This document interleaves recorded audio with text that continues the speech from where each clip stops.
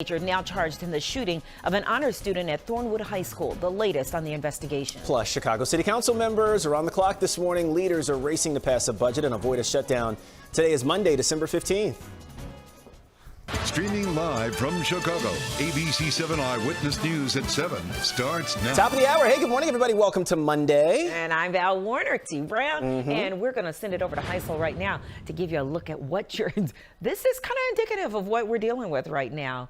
The feel like, is that the feel like -8? Yep, it is feeling like about 10 to 20 below zero, or 10 to 15 now below zero across most of the area. I wanted to show you a live look outside too, that areas of Lake Michigan and some of our rivers now have ice on them thanks to that Arctic blast that we had this weekend. 9 degrees right now at O'Hare. It's cloudy, a south wind around 10 to 15, gusting to about 25 to 30 at times, is giving us that wind chill at about 6 below at O'Hare. Take a look though, this weekend it was worse. Wind chill value in DeKalb fell to 28 below, 23 below zero in Waukegan. Midway and O'Hare fell to 21 below. Right now, our wind chill values about 10 to 15 below zero. We improve things slowly through the day today and then finally above freezing on Tuesday. We'll talk more about your forecast in just a little bit. Diane? Most of our travel times are under 35 to 40 minutes right now on most, if not all, of our expressways. The busiest one is going to be the Stevenson, actually. So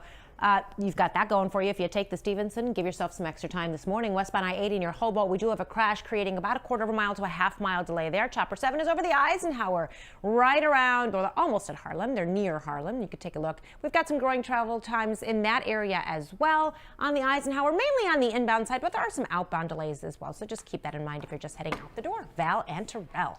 All right, thank you, Diane. And updating breaking news from Hollywood. Legendary director Rob Reiner and his wife, Michelle, were found dead in their Los Angeles home. Sources tell ABC News the couple was stabbed.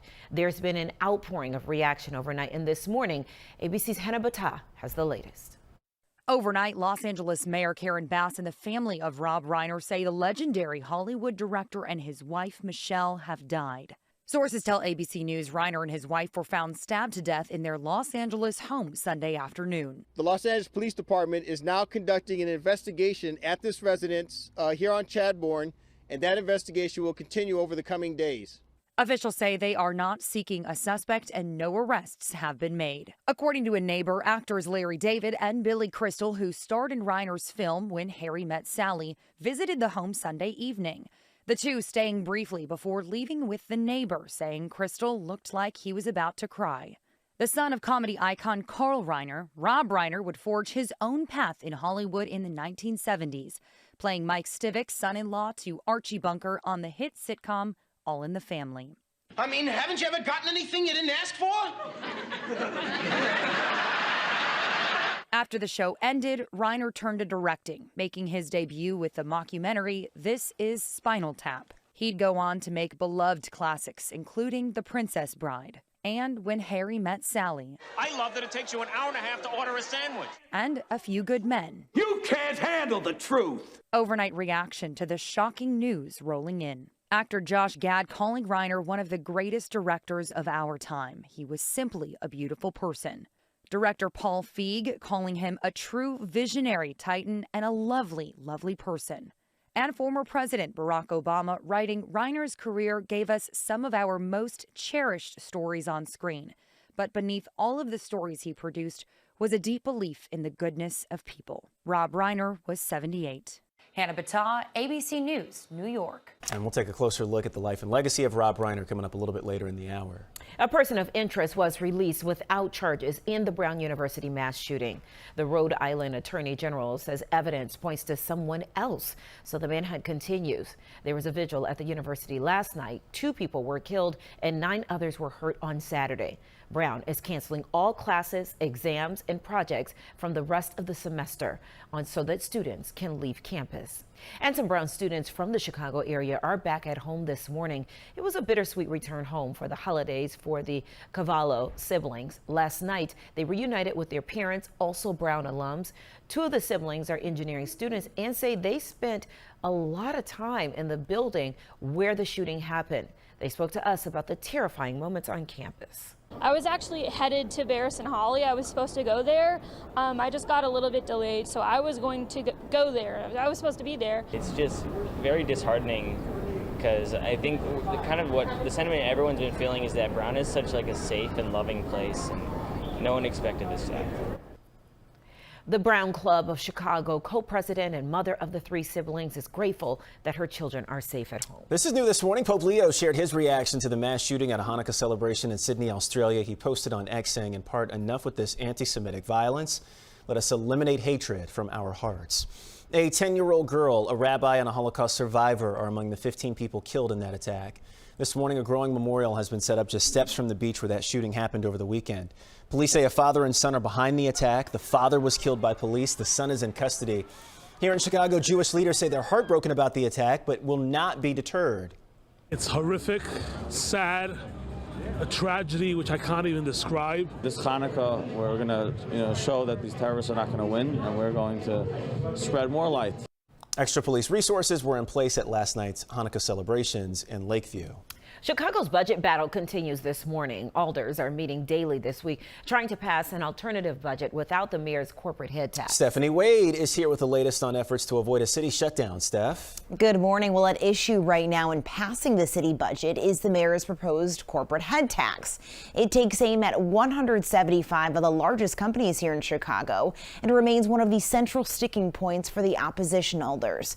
Those against the corporate head tax filed an alternate budget. The garbage collection fee, now $9.50 a month, would be raised to $15 per month in the revised version. Mayor Brandon Johnson says, however, he'll veto any budget with higher garbage fees for Chicagoans. Those in support of the alternate budget plan need 34 votes to avoid a mayoral veto. Mayor Johnson and his supporters are adamant about his head tax, however, which will fund violence prevention and youth jobs. Now, meetings are scheduled for today through Thursday to vote on the plan before Christmas. City leaders must pass a budget before the end of the year to avoid a shutdown. Back to you. All righty, Stephanie, thank you. There's a pushback to a proposed tax hike on alcohol in Chicago. If approved, the change would see a 29% sales tax increase on alcohol. Today, the Chicago Alcohol Tax Coalition, along with business leaders, are expected to talk about that proposal. The second installment of the Cook County property tax bills are due today. Some Chicago homeowners are seeing the largest tax jump in at least 30 years. If you can't pay right away, you can set up a payment plan with interest. Those will be available starting Tuesday. We have more information on our website. Potential school closures may come up again during tonight's Evanston-Skokie School District meeting. The board is deadlocked on various scenarios. So right now, Bessie Road School is the only school slated to close next spring. The closures are part of the district's plan to address a multi-million-dollar budget gap. Tonight, the board is expected to talk about actions against former Superintendent Devin Horton. Horton was indicted for allegedly embezzling money while working for District 65. 3 suspects are now in custody for the murder of a promising Thornwood High School student. The village of South Holland is holding a news conference today. South Holland police say 16-year-old DeVell Holden was killed in a case of mistaken identity. The honors student was shot to death in August while visiting his girlfriend, who lived on the same block as the intended target.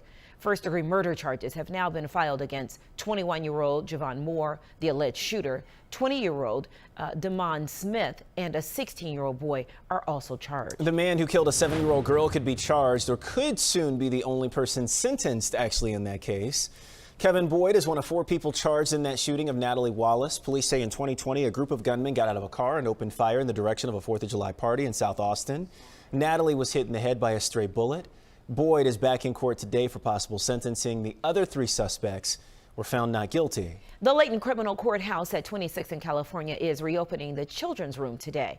The program offers free on-site child care for any kids whose parents or guardians must attend court. It will be open on weekdays, 8:30 a.m. to 4:30 p.m. Today, there's a free community baby shower on the city's west side. The event will include resources and education on baby safety, as well as food samples, games, and giveaways. It'll be at the Chicago Center Arts and Technology on 13th and Paulina in Chicago. Starts at 3 o'clock this afternoon, and it goes on until 5 o'clock. The weather was freezing, but boy, the Bears brought the heat to Soldier Field. Chicago jumped out fast with 2 first-quarter touchdowns and then added 2 more in the third to put the game away. Final score in this one, 31-3 over the Browns. Fans got there early for tailgates. They bundled up in layers, even fired up propane heaters to stay warm. Some people said the sun helped, but the Bears' big win made it all worth it. So after last week's loss in Green Bay, this was exactly the performance the Bears needed. Now all eyes turn to the rematch with their rivals Saturday night at Soldier Field. I mean, I thought there were going to be some empty seats in that stadium, but we were watching like it is packed. That's crazy. Yeah. Because I don't know if I would have been one of them out there in that cold. Ski masks, ski outfits, the whole 9 yards. And I mean, the Browns did not look good. No, God, but we knew that coming into this game. Exactly, which is why we really gotta.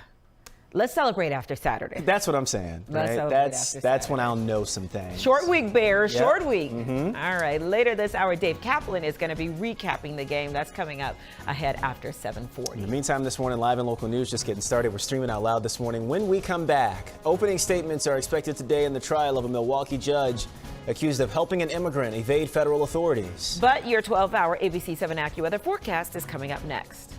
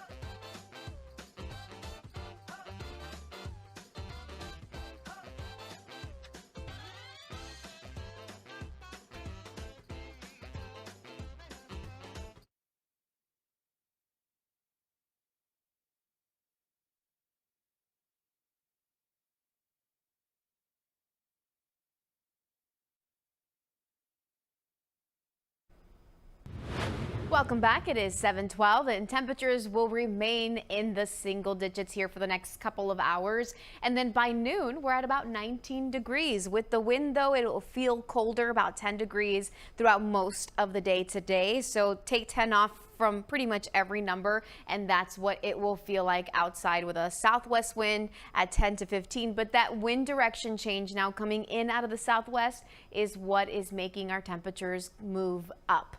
All right, tonight, not as cold, 13 degrees for outlying areas, 18 in the city, partly cloudy, and the chance for some patchy fog to form here as we warm things up. So 13 to 18, I think that will be our temperature between 4 or 5 in the morning. But by 6 a.m., we're already close to 20 degrees in some locations. And then by 10 a.m., already close to 30. And tomorrow, we make it above freezing, which is about where we should be for this time of year. It will be seasonable, so close to average. Take a look. Then on Wednesday, we start the day with temperatures close to freezing, and then eventually we make it into the upper 30s to low 40s here for the day Wednesday. Thursday is even warmer with temperatures in the 40s. There is a cold front arriving, so our temperatures will gradually drop Thursday night and into Friday. But Thursday, the chance for some rain with temperatures into the mid 40s. So that's Thursday, mid 40s here. That cold front, though, comes rushing in, and that cold air arrives Thursday late in the afternoon and evening. Because notice, Thursday night, we drop down to about 17, and then Friday morning, it will be pretty chilly with temperatures eventually in the afternoon in the 20s. But don't worry, it's just one day. We warm things back up Saturday and Sunday with temperatures in the 30s and 40s. Diane? Thank you, Hi-Sol. Let's take a look at the big picture to start things off this morning. Starting to see heavy delays on the outbound side of the Kennedy out to O'Hare. On the inbound side, we're only really starting to see delays coming closer to the city, and it's only really tacking on an extra 5 minutes. So I would put your inbound delay or inbound travel time rather, at about 35 to 40 minutes on the inbound side of the Kennedy. The Eisenhower getting busy on the inbound side, as is the Stevenson, and then the south end of the Bishop Ford into the south end of the Ryan.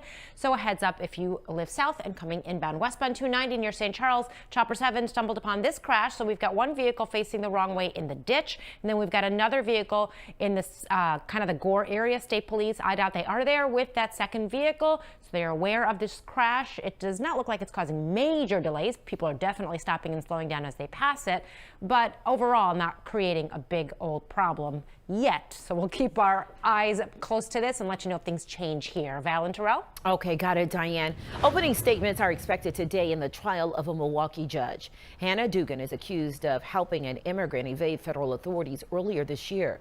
Dugan was charged in April with obstruction and concealment and could face up to 6 years in prison if convicted. She has argued that she's immune from prosecution because she was acting in her official capacity as a judge and was following courthouse protocol. Criminal charges have now been filed against a contractor who was the subject of an I-Team investigation.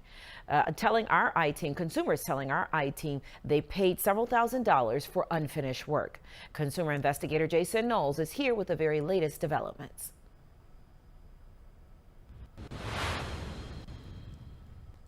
In our first report in 2024, several customers told the I-Team they paid a South Suburban contractor for incomplete jobs or poor workmanship. Now that contractor is facing 2 criminal charges. According to this Will County criminal complaint from December, Aaron McMahon, the owner of Shyline Construction, now faces 2 Class 2 felony criminal charges. One for theft by deception, another for aggravated home repair fraud, all of it related to consumer Kenneth Nading's complaint. Your reaction that he's been charged? Yes, I'm glad he's being charged. Why? Well, stealing money from an elderly disabled veteran is like taking candy from a baby and just walking off with it and just laughing. And you believe he stole from you? Yes, I do believe he stole from me a lot of money, $15,000. The criminal complaint notes that Nading paid more than $15,000 for a down payment and that McMahon failed to complete the agreed work. Yeah, I fired him. Nading took this video of the Frankfurt contractor and fired him, he said, after waiting 2 months for a basement entryway to be finished. He was one of several consumers who reached out to me in February of 2024. Is anybody happy with this work? Absolutely not. They hired McMahon and Shyline Construction and say they got incomplete jobs or poor workmanship after paying McMahon anywhere from $2,000 to more than $100,000. Some people did get money back after disputing credit card charges. The I-Team also uncovered 15 complaints filed with the Illinois Attorney General against Shyline Construction. 7 were from the people in our story. Nading says he ended up having to hire a different contractor. I'm 70 years old and I needed a new entrance into my basement so I could get in and out of it because I had a knee replacement. The Will County State's attorney says the case was scheduled for a preliminary hearing next week. McMahon has not yet entered a plea. We reached out to McMahon and he has not yet gotten back to us. In our first report, he declined to comment to the I-Team. Jason Knowles, ABC7 Eyewitness News.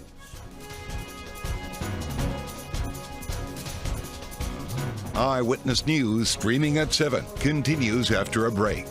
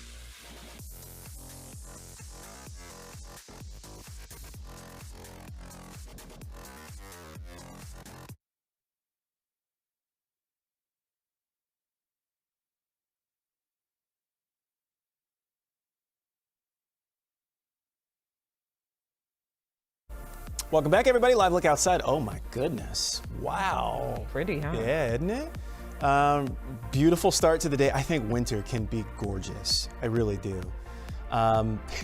Even though it's cold, I get it. Yeah. 9 degrees outside at O'Hare this morning. We will take a look at the forecast when that warm-up gets here, when we get a break. Coming up here in just a bit.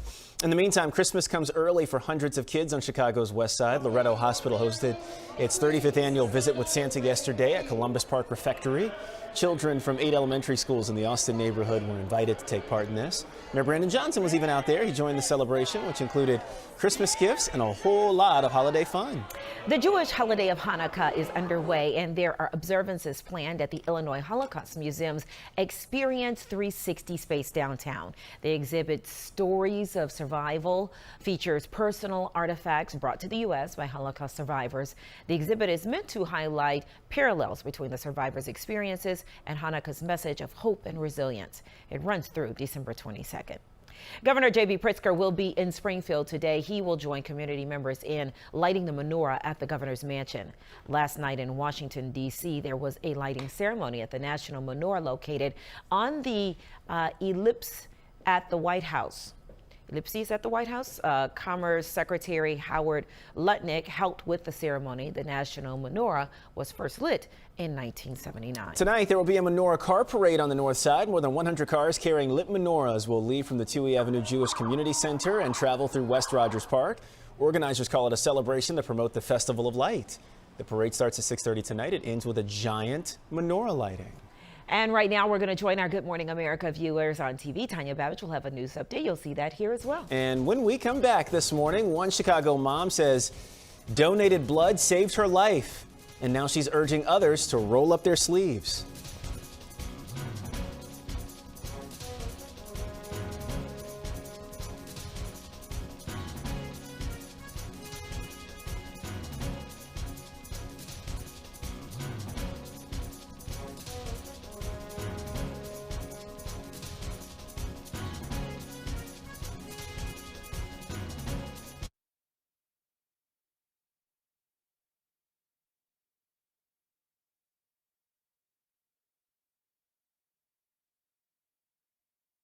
Now, an update from ABC7 Eyewitness News. Good morning. It is 7:23. I'm Tanya Babbage. A teenager and 2 men are now in custody for the murder of a promising Thornwood High School student. Police say 16-year-old DeVell Holden was killed in a case of mistaken identity. The honors student was shot to death in August when he was visiting his girlfriend who lived on the same block as the intended target. First-degree murder charges have been filed against 21-year-old Javon Moore, the alleged shooter. 20-year-old Damon Smith and a 16-year-old boy are also charged. The village of South Holland is holding a news conference today about those charges. Let's get a check of the ABC7 AccuWeather forecast. Here's meteorologist Taisol Martinez. Good morning. Temperatures are starting off in the single digits. Our wind chill values 10 to 15 below. So that's what you should dress like when you walk out the door, or dress for, I should say. Temperatures eventually make it close to 25 degrees. Wind chill values in the teens. Then tomorrow it's not as cold. We're finally above freezing here on Tuesday, close to 40 degrees on Wednesday, mostly cloudy, bringing in some rain on Thursday. Temperatures are in the mid 40s. One day of cold here this upcoming week, about 28 on Friday. Keep it right here. Diane's back with a check on traffic. I was pregnant with my first baby. I really wanted to be a mom. I'm high risk, so I texted my friend Hannah. I called my college roommate, Maya. My sister, Camilla. She always has great advice. That's how I found my OBGYN. I knew we were in the best hands. Thank you, Maya. Thank you, Camilla. Thank you, Hannah. For personalized, convenient care and 24/7 support, find an OBGYN you'll recommend at Advocate Healthcare.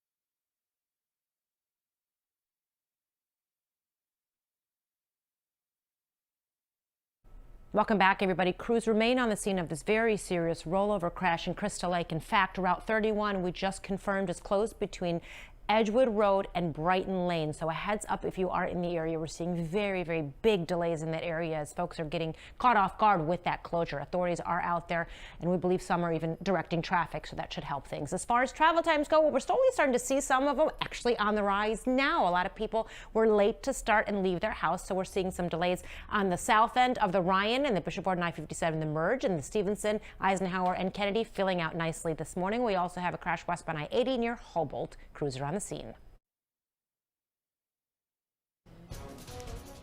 Another live look outside this morning. Beautiful sunrise here on a Monday morning. It is cold outside. Look at the water. I know, right? Yeah. Early, too, for all this, as Heisel says. We'll see when we get a break, when things return to normal. Hopefully we're done with it for the season. That'd be amazing. Everybody wishes. More on the forecast coming up in just a bit.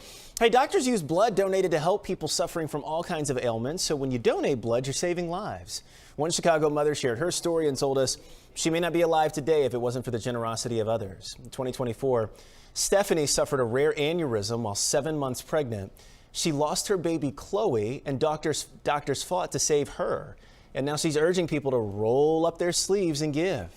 I'm just so grateful, and I think gratitude is really what I feel, and just the need to kind of help others. Like when I think about that, I think about other families that have been in similar situations, and it really just makes me want to be able to help others in need. If you would like to give the gift of life, mark your calendars for January 14th or 15th for the Great Chicago Blood Drive. We're teaming up with the American Red Cross to provide 6 convenient donation locations across those 2 days.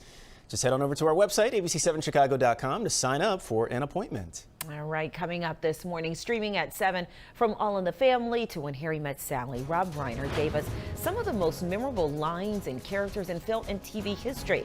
We have a look back at his legacy. Plus, a Chicago living room becomes a holiday destination complete with a centuries-old baby Jesus and a collection that grows every year. Wow, and the Bears are back on top of the NFC North. And after that blowout win over Cleveland, Chicago fans are feeling pretty good. And they can keep it rolling going against Green Bay this weekend. We'll find out. Kat from ESPN Radio is weighing in and talking about it coming up next.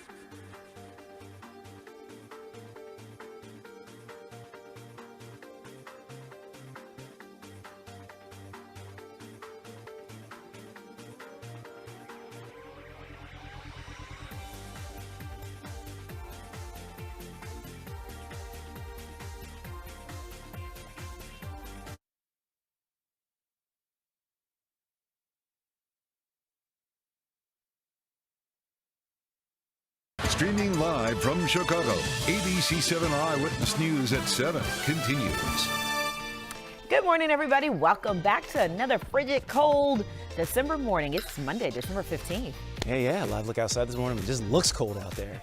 Heisel actually has the forecast. Good morning. Good morning. Yeah, temperatures are just in the single digits, but it's an improvement at least compared to yesterday. Wind chill values right now anywhere from about 5 to 15 below zero. Take a look here. Yesterday, our wind chill value in DeKalb dropped to 28 below. Wow. 23 below in Waukegan. Midway and O'Hare had a wind chill 21 below zero. Right now, 5 to 15 below zero is what it's feeling looking like with the wind out there. Improving conditions today and then above freezing tomorrow. Diane? So let's go outside and take a look at what's going on in Crystal Lake. So we've got this closure now in place. Route 31 is closed between Edgewood and Brighton because of a very serious crash there. So heads up, we're seeing big delays in that intersection. Finally starting to see some delays on the expressways. I think a lot of people took their time driving in this morning because of the cold weather. So now we're starting to see travel times, most of them on the inbound side, right around 40 to 45 minutes on the majority of our expressways. Westbound I-80 near Hobolt, we do have a crash, about a half-mile delay there. All right, got it, Diane. Thank you. Hollywood remembers Rob Reiner not just for his incredible talent, but for his lifelong dedication to social justice. Governor Gavin Newsom called Reiner a big-hearted genius and the creative force behind some of our most enduring stories. From television, comedy to iconic films, Reiner's career spans 7 decades, earning him a place among the all-time greats. ABC's Danny New has more on Reiner's legacy. You're Mr. Bunker. Figured that out, huh? A Hollywood legend who may have started out in television comedy, but I would be proud to partake of your pecan pie. But whose expansion into filmmaking gave us perhaps the greatest romantic comedy. You can't handle the truth. The most quotable courtroom drama. And the first mainstream mockumentary. This morning we are remembering the incredible life and career of Rob Reiner, who has passed away at the age of 78. There she is. There's the little lady who put you out of business. You could say Reiner was both born for this and into this, with his father being comedy legend and 11-time Emmy winner Carl Reiner. Meanwhile, not only was his mother, Estelle, also a performer, I'll have what she's having. She was even tapped to deliver this iconic line in Reiner's 1989 classic, When Harry Met Sally. You are a meathead. Back in the 70s, after finding national stardom as the recipient of Archie Bunker's affectionate nicknames on All in the Family. You know what we do? Put it up to 11, exactly. Reiner would emerge as a versatile director with his documentary about a fake band, This Is Spinal Tap. From there, he would continue to rattle off hit after hit with memorable films such as Stand By Me. Can you move at all? The Princess Bride. Oh, you bought the wrong paper, Annie. I can't write on this paper, Annie. And the Oscar winner, Misery. Hi, I'm Marty DeBergi. Most recently, Reiner returned to direct the sequel to his very first film, Spinal Tap 2, The End Continues. He recently appeared on Jimmy Kimmel Live along with the members of the band, acting in character as the documentarian he plays in the films. Yes. And I was just lucky enough to be the one chosen to document it. All right, the only one we knew. But you chose yourself to do it. I did. Well, I chose myself. Yeah. And in a statement, we were hearing from the family of Norman Lear, who developed All in the Family, saying that Norman often referred to Rob as a son, and that he would have wanted people to remember that Rob and his wife, Michelle, quote, spent every breath trying to make this country a better place. In New York for ABC News, I'm Danny New. Yeah, really sad. News. It I is think stunning. Absolutely. Yeah, I think that's fair. Yeah, and it certainly doesn't help that there are so many questions about what happened. And still at this point, a lot of things that are out there that aren't confirmed yet, that we're not even saying at this point. Right. But we'll continue to follow the death of Rob Reiner and what happened here. Yeah. Governor Pritzker also shared a statement on X. He said that MK and I cherish the time that we got to spend with Rob and Michelle. We were devastated to learn of their passing. Titans of the industry in every sense. The Reiner's legacy is secured through works of art that impacted generations. May their memories be a blessing. Yeah. Stay with us here, streaming on ABC7 Out Loud this morning. We're back with more in 90 seconds.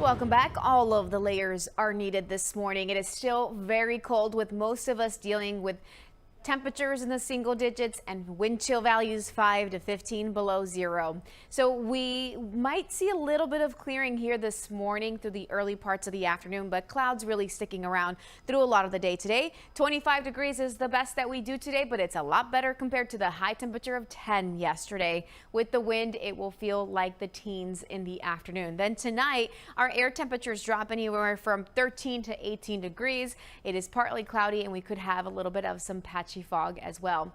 I'll look here at your planner for tomorrow. So our low temperature is likely at 4 or 5 in the morning. By 6 a.m., we're at about 20 degrees in the city, close to 30 by 10 a.m. And we make it above freezing tomorrow, which is about where we should be for this time of year.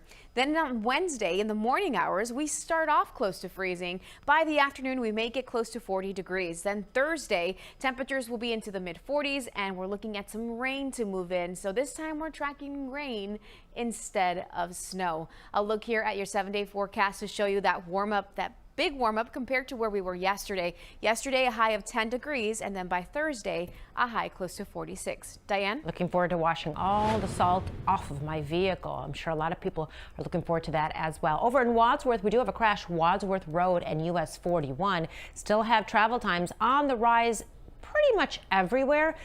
Inbound side of the Kennedy, really starting to see it fill out now. About 45 minutes coming inbound, about 35 on the way out to the big airport. The inbound side of the Stevenson getting pretty busy as well. A little bit of a delay on the outbound side, but really no major problems on the outbound side of travel time, about half hour. We have a new ramp set to open up today. The Illinois Department of Transportation holding a press conference at around 10 a.m. to talk about this new ramp. So they just created it. So basically you're going to have new access from the Tri-State to North Avenue via County Line Road. So again, this is brand new.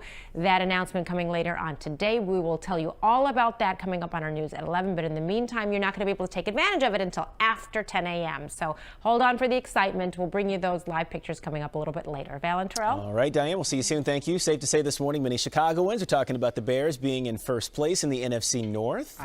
Yep, they clobbered the Cleveland Browns yesterday at a frigid Soldier Field, 31-3.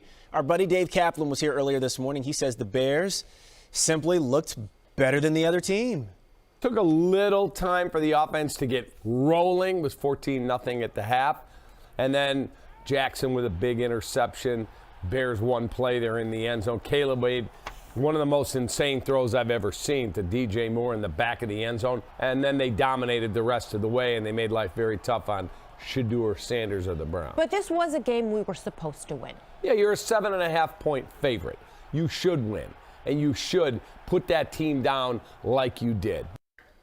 Yeah, and they did. Yeah. Now the focus turns to the rematch with Green Bay. The Bears lost, you remember, up in Green Bay last week. But Cap says the Packers are hurting after losing to Denver, and they could be shorthanded when they arrive at Soldier Field. It does not mean you're going to beat the Packers. Right. You got to take care of business. This was still a top 5 defense a year ago without Micah Parsons. Right. This is one of the coolest weeks. Yep. Very rare do you get a week where you're in first, the team in second's coming in, it's your arch rival, and it's late in the season. You put them down Saturday night here, look out.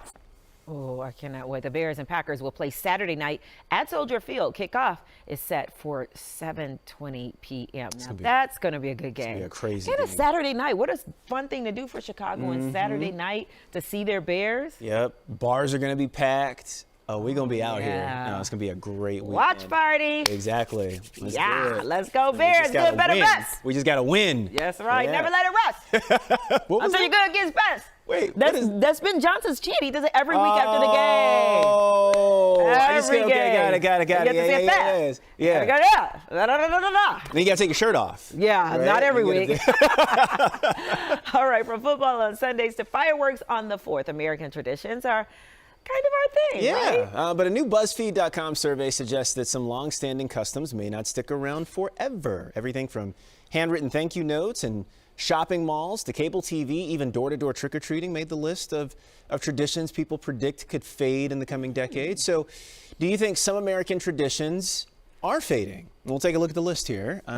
Class reunions, they can go bye-bye, because who remembers anybody? But any of those people, yeah, and nobody looks the same either. That's exactly. We're done with daylight savings time, right? I agree with about that. Yeah. I think we keep weddings. I think we keep thank you cards.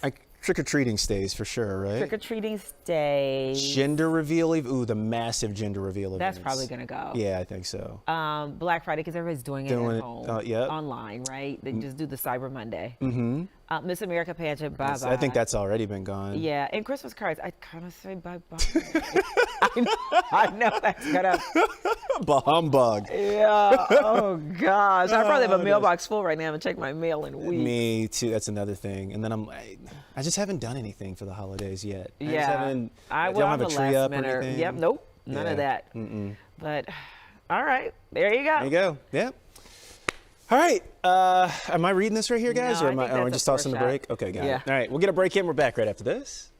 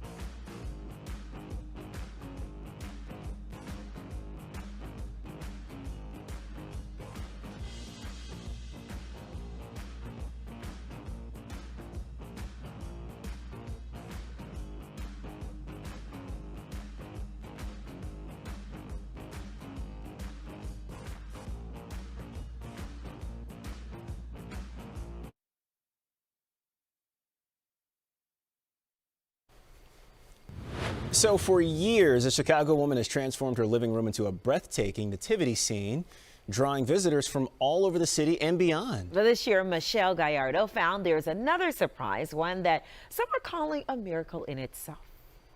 María, entre tanto, negada.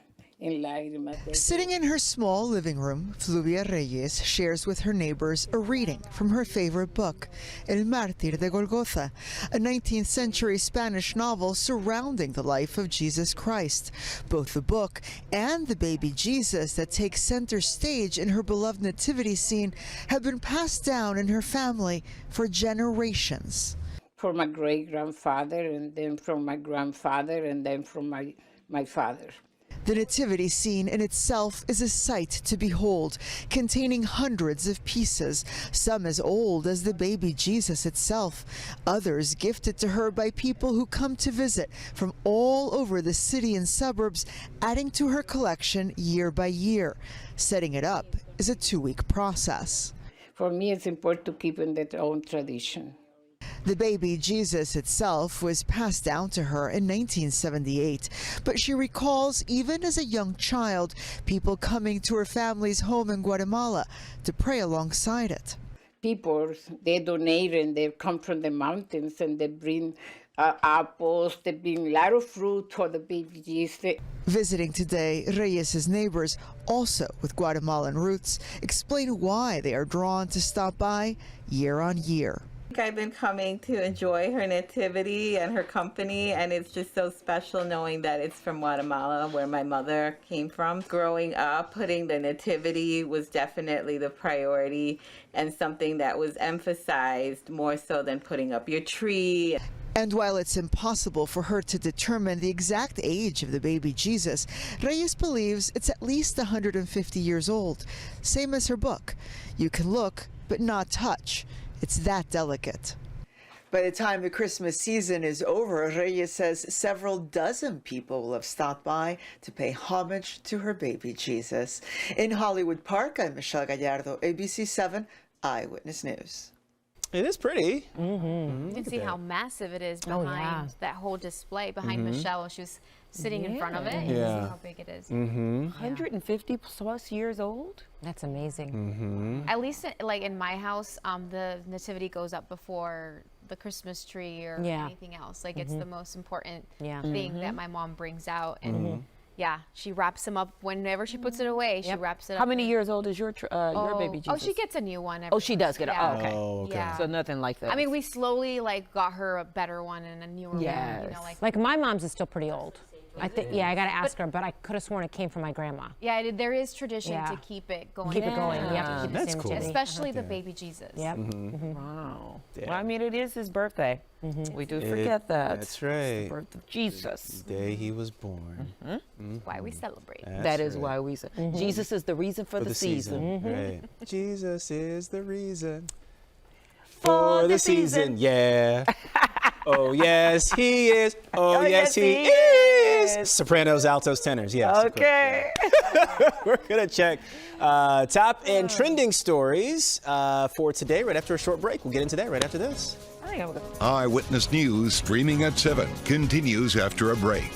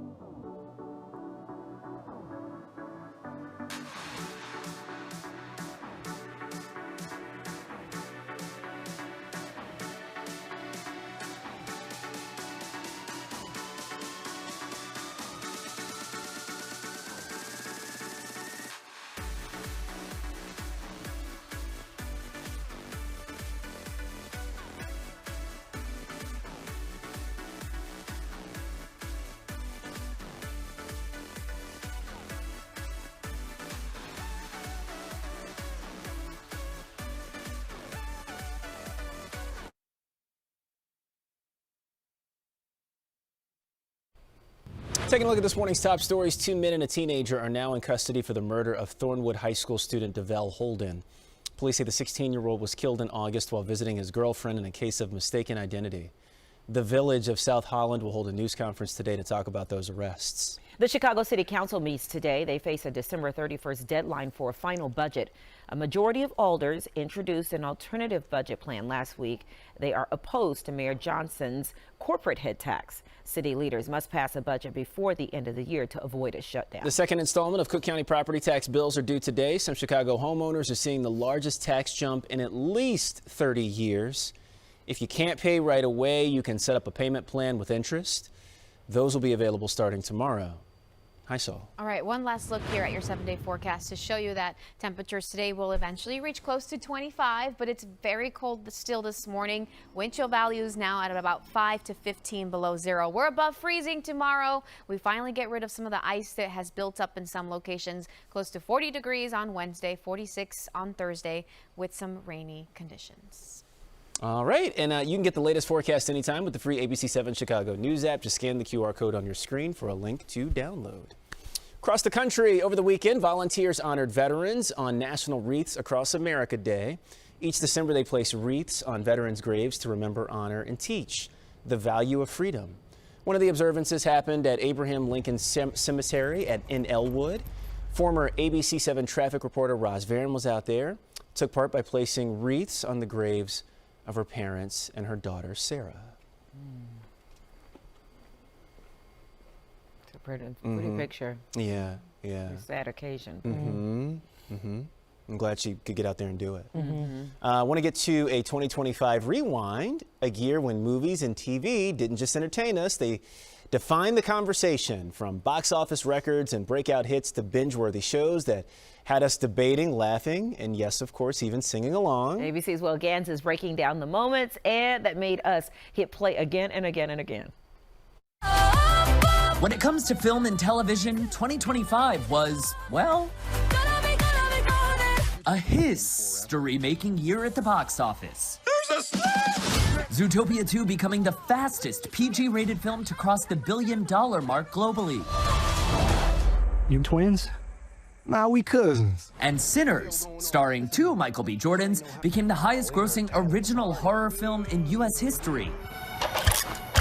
And it was an out-of-this-world year for Blue Aliens, Green Witches, and Chicken Jockeys.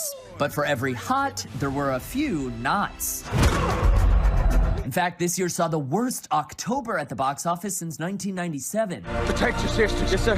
But there are still some cinema supernovas dropping before 2026. And on the small screen, we're a normal family. You'll see. We were torn. Team Conrad or Team Jeremiah. This is the way it's supposed to be. Team Alex or Team Robert. But laughter united us all, whether it was the studio or Abbott Elementary. You know, guys, I still think it's going to be a great year.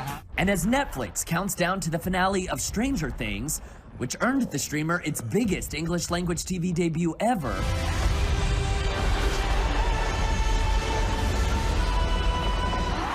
Welcome to the Eras Tour. Taylor Swift has fans doing a countdown of their own,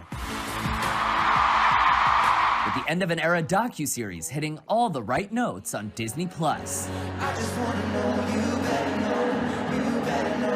Will Gans, ABC News, New York. What a year. There's just so much to watch.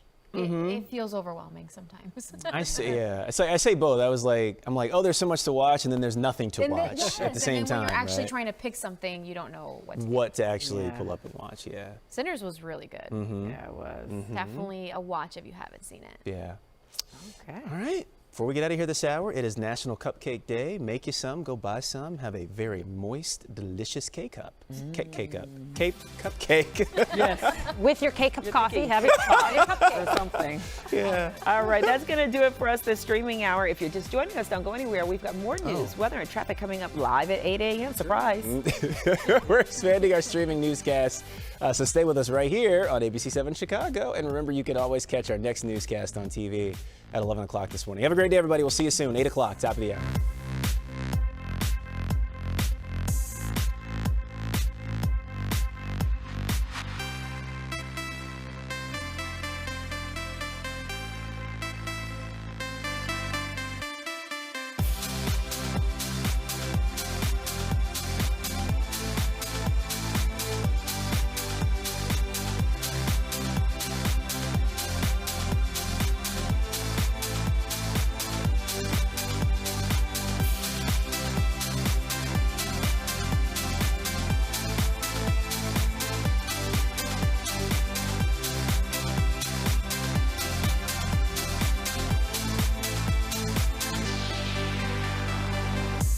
This has been